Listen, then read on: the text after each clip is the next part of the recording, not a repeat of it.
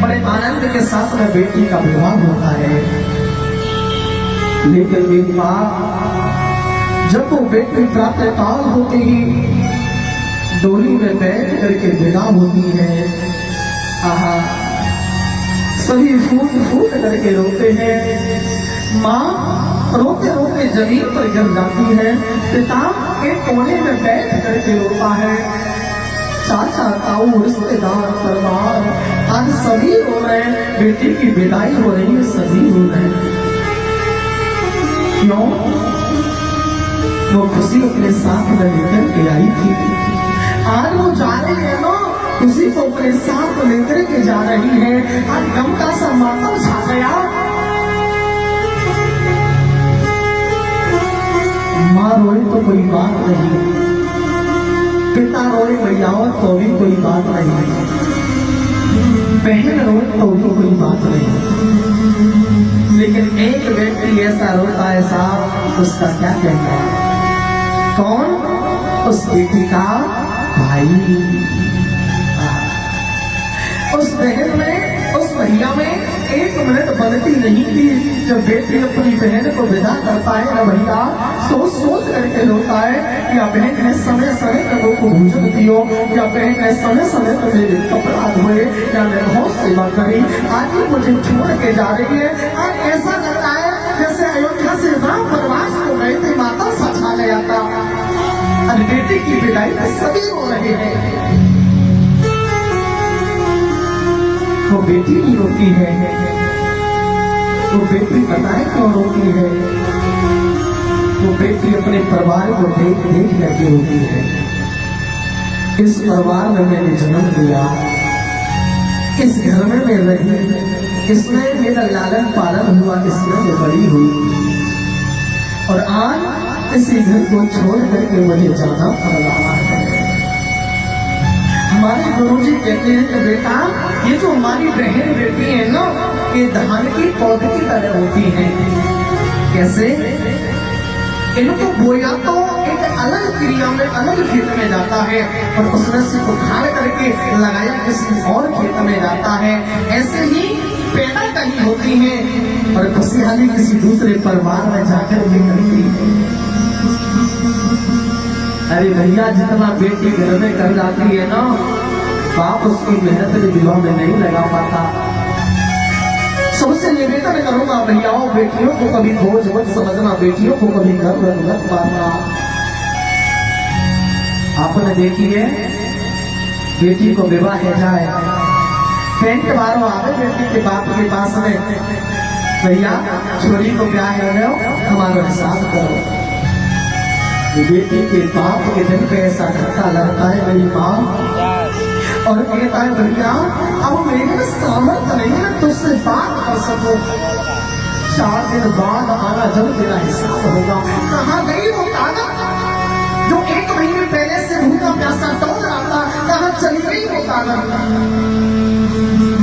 बेटी बिना होगी माँ को सच आ गया। बेटी कैसे भी हो मेरी माँ, एक बार को बेटा नालायक निकल आएंगे, लेकिन बेटी कब वो नालायक नहीं निकलेगी। आपने देखा है, माता पिता खेत में काम करके हमें बेटा से कहे बेटा 1 गिलास पानी लेके आइयो, सीधा जवान लगता है, हाथ में टूटना है तुम्हारे, जाओ नल से खींच के पी आओ। यह बात है वो बेटी सुने ना, महाराज गिलास में पानी भर करके दौड़ी चली आती है, लो पिताजी जल पियो। ससुराल में पहुंचने के बाद भी माँ से कहती है फोन पर, माँ मेरे बाबूजी का ध्यान रखना, माँ मेरे भैयाओं का ध्यान रखना, पिताजी को समय पे भोजन दिया करना, मेरे भैयाओं को समय से भोजन कराया करना। ससुराल चली गई, लेकिन चिंता अपने परिवार की बरकरार है। जो बलिदान एक बेटी कर देगी ना, बेटा कभी नहीं कर पाएगा। मैं कहना चाहूंगा भैयाओं, इस अत्याचार को कभी मत करना। घर में बेटी हो तो बेटी को कभी मारना मत मेरे प्यारे हो, बेटी को कभी मारना। बेटी अपना भाग्य अपने अपने साथ में लेकर के आती है। बेटी अपना भाग अपने साथ में लेकर के आती है। बेटा जिगर का टुकड़ा है तो बेटी नैनों की ज्योति है। बड़ी सुंदर बात कही है किसी ने।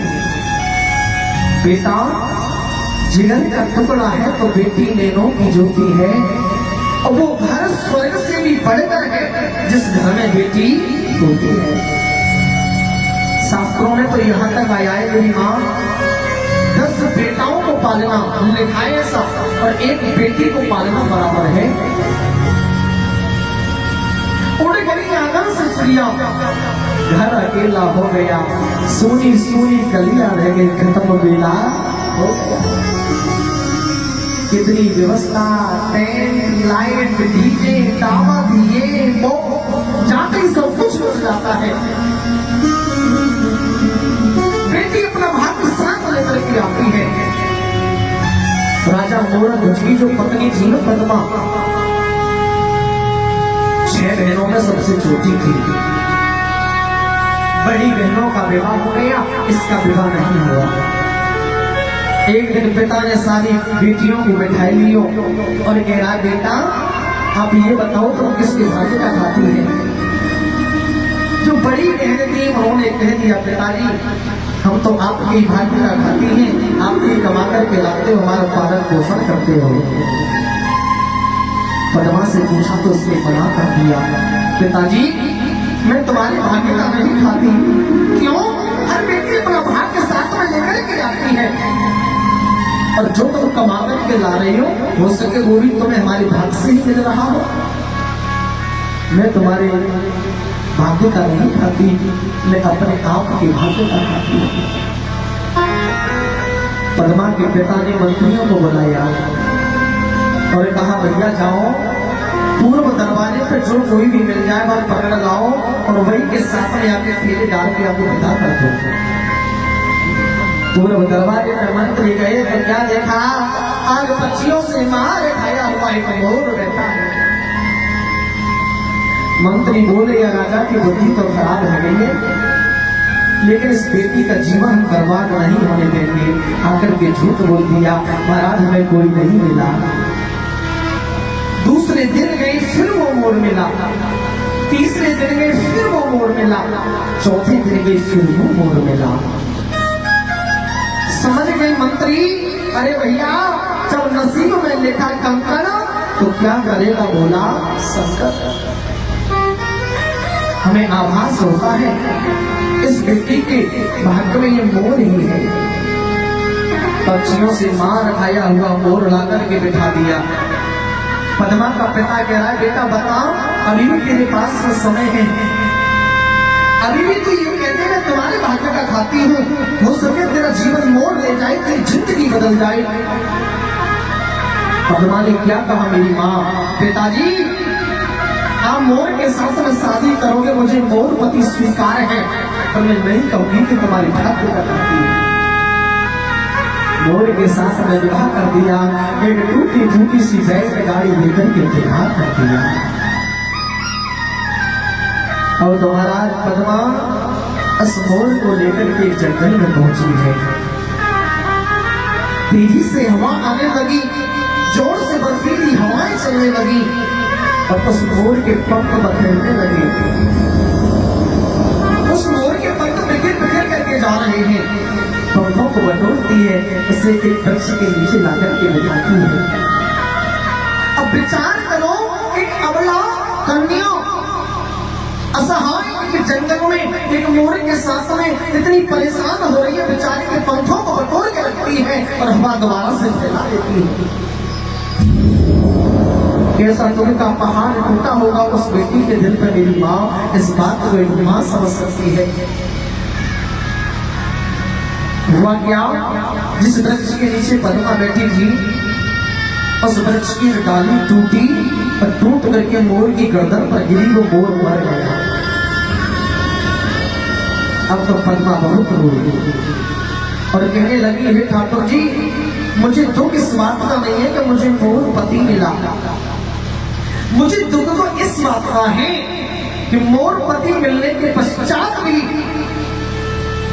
24 घंटे भी मेरे साथ नहीं रह पाया, 24 घंटे भी से पहले ही आपने मेरे पति को छीन लिया। क्या मैं इतनी बड़ी अभागिन हूँ तो एक मोर पति के साथ भी नहीं रह पाई? बैठ करके विलाप करती है, रोती है। उसी समय भगवान शंकर मैया पार्वती दोनों वहां से जा रहे थे। मैया पार्वती ने देखो कहा, बोले बाबा देखियो कोई दुखियारी बैठी है, चलते हैं इसके पास। बोले बाबा, बोले देवी पुस्तकालय में जाओगे तो पुस्तक मिलेगी, औषधालय में जाओगे तो औषधि मिलेगी, विद्यालय में जाओगे तो विद्या मिलेगी। देवी इस संसार का नाम ही दुखालय है, न जाने कितने ऐसे दुखी और आपको मिलेंगे। किस किस के दुख को मिटाओगी, किस किस के कष्ट की निवृत्ति करोगी। चलो यहाँ से चलते हैं। आहा भैया बोली, स्वामी आप एक पिता हो।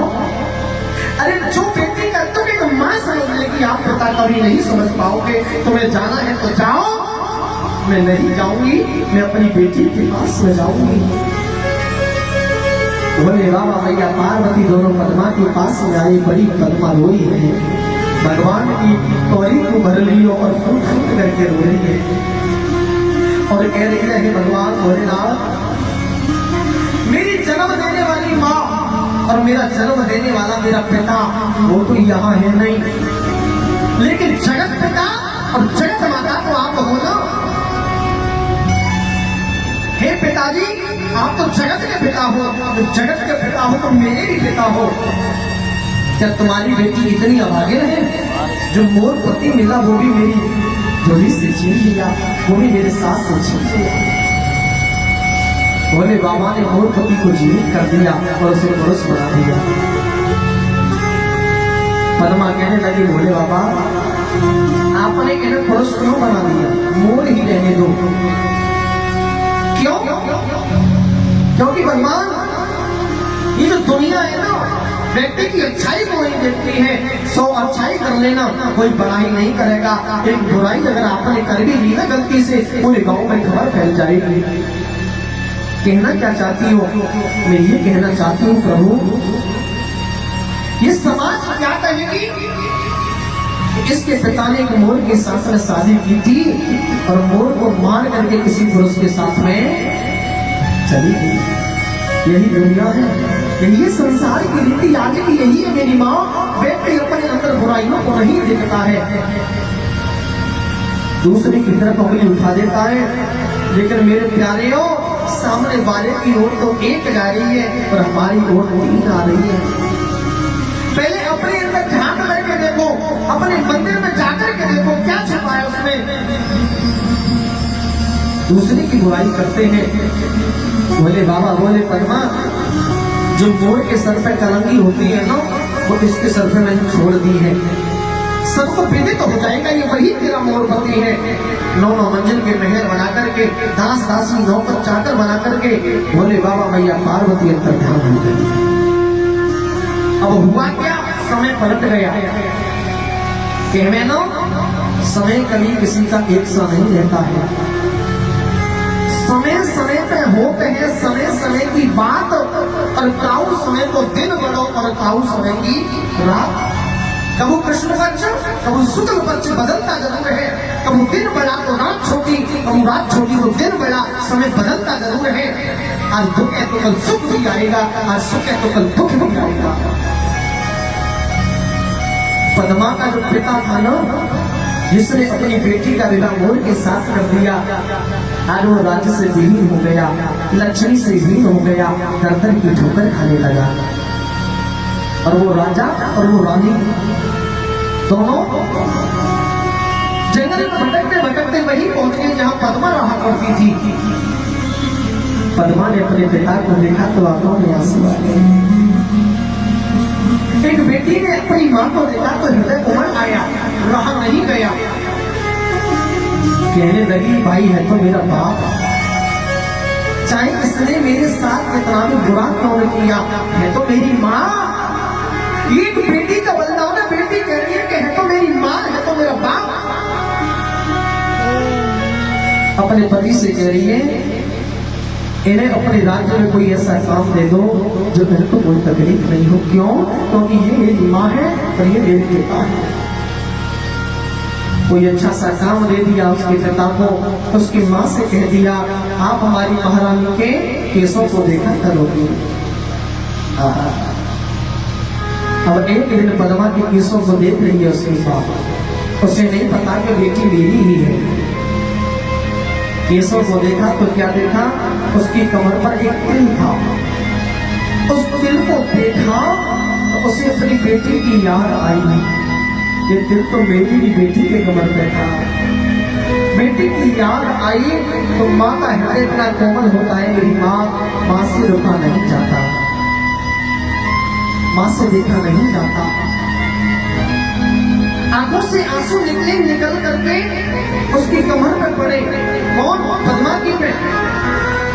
पद्मा ने हाथ लगाया, कहा आप क्यों रोती हो? घूंघटा लगा करके बैठी है, मेरी माँ मुझे पहचान रही है। आंसू गिरा तो पूछ लिया, आप क्यों रो रही हो? कहने लगी, महारानी जो तिल आपकी कमर पर है ना, वो मेरी बेटी के लिए था।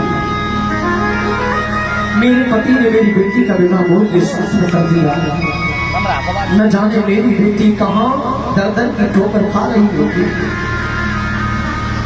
न जाने कौन मेरी बेटी का सिर वगैरह कर गया होगा।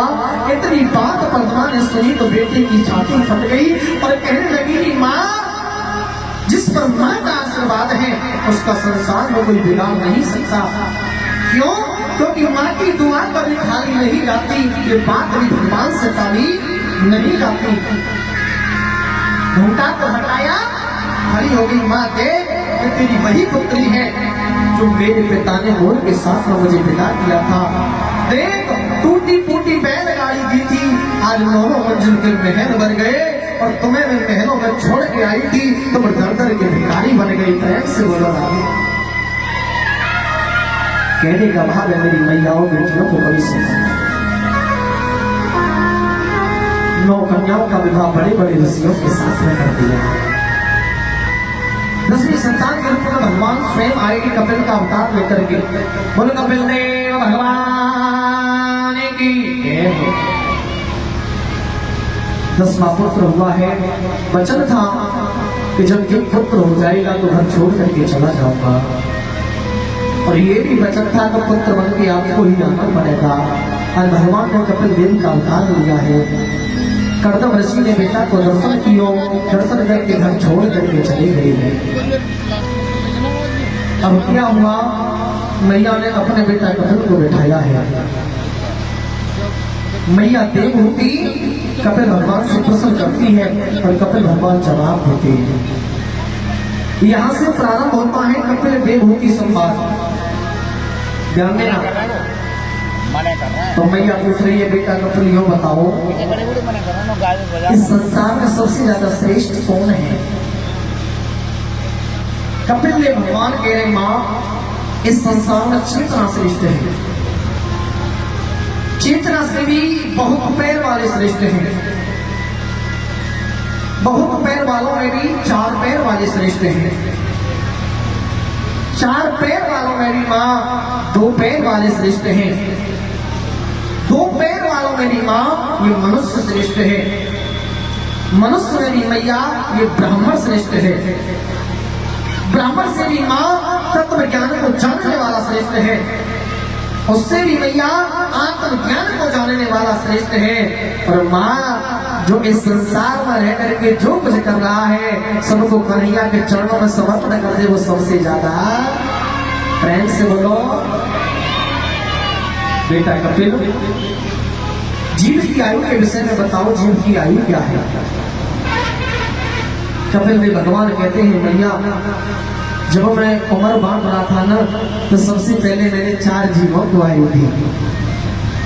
40 वर्ष की आयु दी थी मैंने इंसान के लिए। 40 वर्ष की आयु दी थी मैंने कुत्ता के लिए। 40 वर्ष की आयु दी थी मैंने बैल के लिए। और 40 वर्ष की आयु दी थी मैंने उल्लू के लिए। अब मनुष्य बोला, महाराज 40